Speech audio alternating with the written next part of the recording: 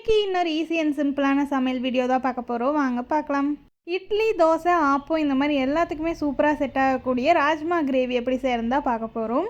First இஞ்சி பூண்டு தக்காளியை நல்லா அரைச்சி எடுத்து வச்சுக்கோங்க. ஒரு பேனில் வந்து பிரியாணி தாளிப்பு ஆட் பண்ணிக்கோங்க வாசத்துக்காக. அது கூடவே சோம்பு, பட்டை, கிராம்பு சேர்த்து நல்லா வதக்கி விட்டுக்கணும். இந்த ஸ்டேஜில் பெரிய வெங்காயத்தை ஆட் பண்ணி நல்லா வதக்கி விட்டுக்கணும்.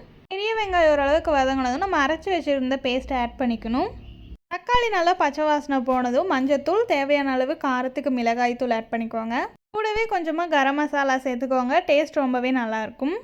மசாலாலாம் பச்சை வாசனை போகிற அளவுக்கு நல்லா வதக்கி விட்டுக்கணும். கூடவே வேக வச்சு வச்சுருக்க ராஜ்மாவை எடுத்து ஆட் பண்ணிக்கணும். ஆல்ரெடி விசில் விட்டு தான் வச்சுருக்கோம், அதனால் கொஞ்சமாக வெந்தால் போதும். இப்போ இந்த ஸ்டேஜில் தேங்காய், முந்திரி சேர்த்து அரைச்சி ஆட் பண்ணிக்கோங்க. குழம்பு நல்லா க்ரீமியாக இருக்கும். இப்போ குழம்புக்கு தேவையான அளவு தண்ணி ஆட் பண்ணிக்கோங்க. கூடவே உப்பு சேர்த்து டேஸ்ட் பண்ணி பார்த்துக்கோங்க. எங்கள் வீட்டில் இன்றைக்கி ஆப்பம் தான் ஸ்பெஷல். சுட சுட ஆப்பம், ராஜ்மா கிரேவி. இந்த வீடியோ பிடிச்சிருந்தா லைக் பண்ணிக்கோங்க, சப்ஸ்கிரைப் பண்ணிக்கோங்க. பாய்.